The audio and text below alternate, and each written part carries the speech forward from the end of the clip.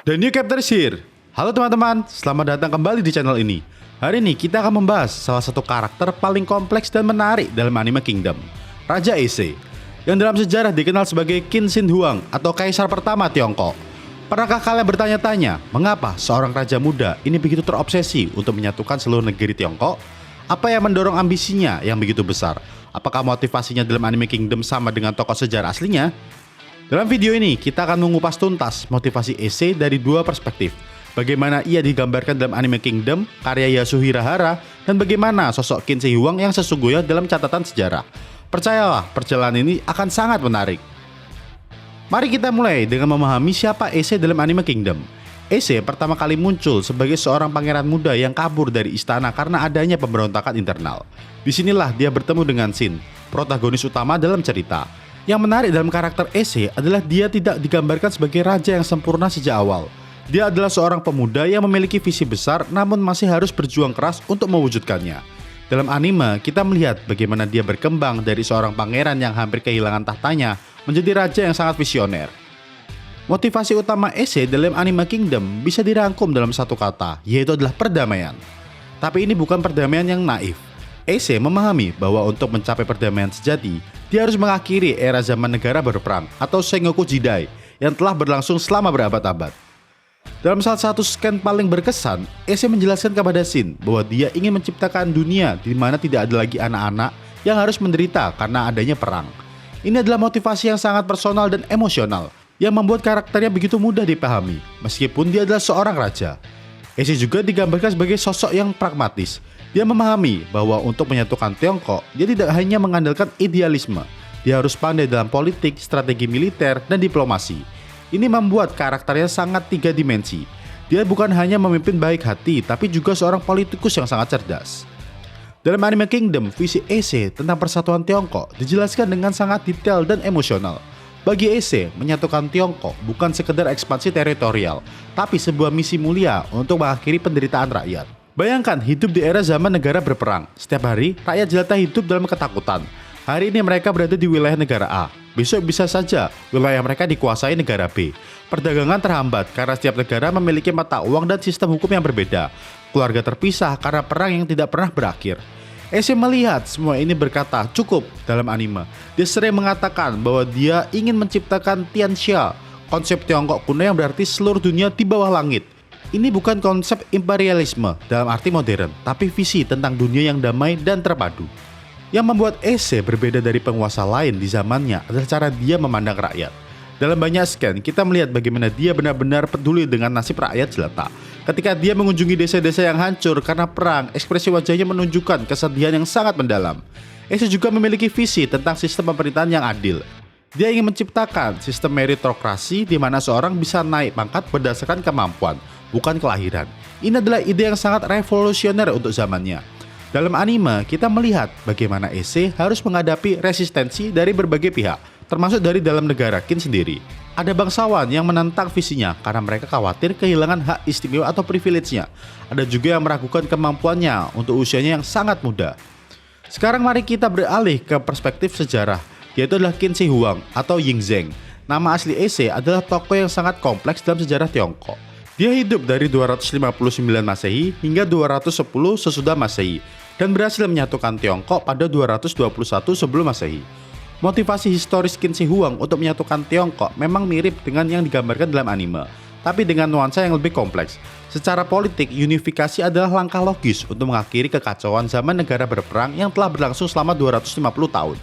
Dari segi ekonomi, persatuan akan menciptakan pasar yang jauh lebih besar dan stabil. Bayangkan jika setiap provinsi di Indonesia memiliki mata uang berbeda-beda, betapa rumitnya perdagangan. Qin Shi Huang memahami bahwa standarifikasi mata uang, sistem tulisan, dan ukuran yang sangat menguntungkan secara ekonomi. Dari segi ekonomi, persatuan akan menciptakan pasar yang jauh lebih besar dan stabil. Bayangkan jika setiap provinsi di Indonesia memiliki mata uang berbeda-beda, betapa rumitnya perdagangan. Qin Shi Huang memahami bahwa standarifikasi mata uang dan ukuran akan sangat menguntungkan secara ekonomi. Aspek yang menarik dari motivasi historis Qin Shi Huang adalah konsep legalisme atau fajia. Berbeda dengan Konfusiasme yang menekankan moral dan ritual, legalisme percaya bahwa masyarakat harus diatur dengan hukum yang tegas dan konsisten.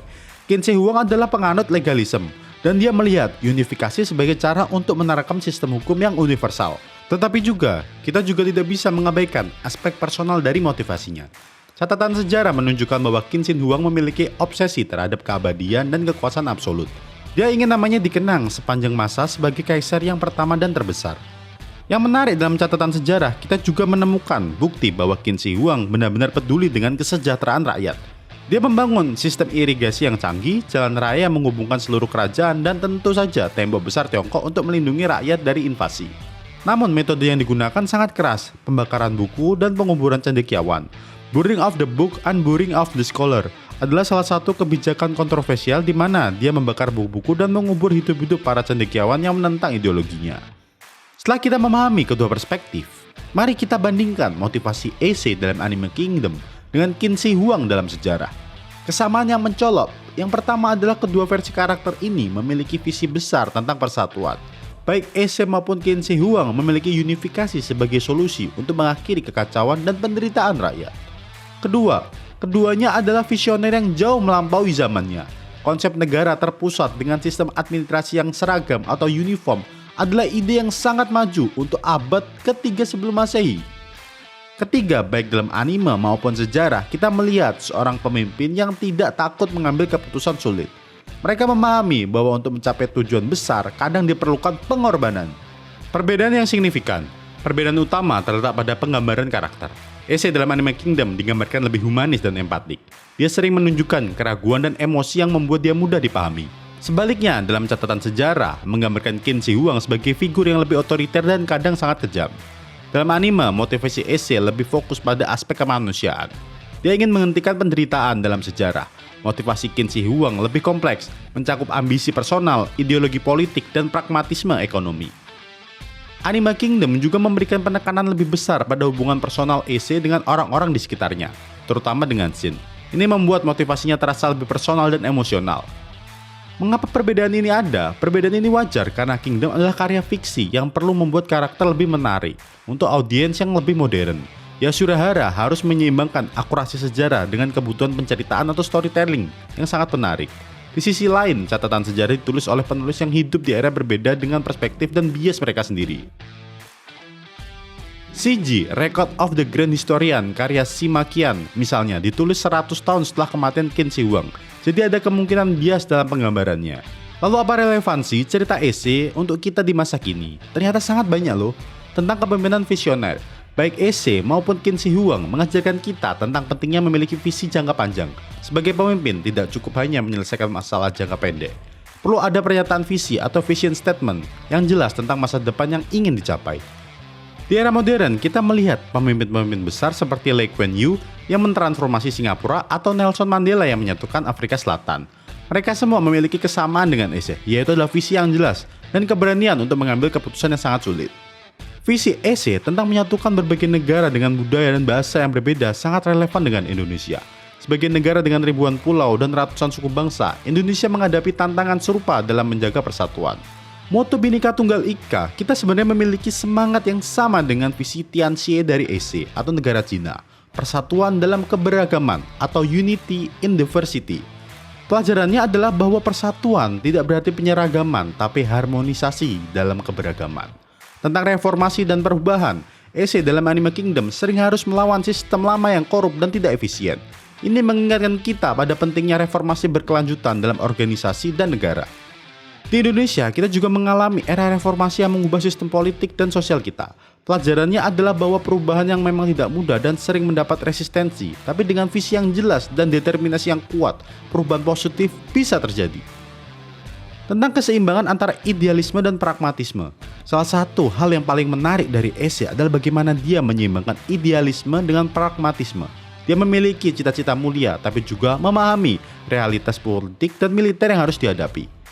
Ini adalah pelajaran penting untuk kita semua dalam hidup. Kita perlu memiliki mimpi dan aspirasi yang tinggi, tapi juga harus realistis dalam pelaksanaannya.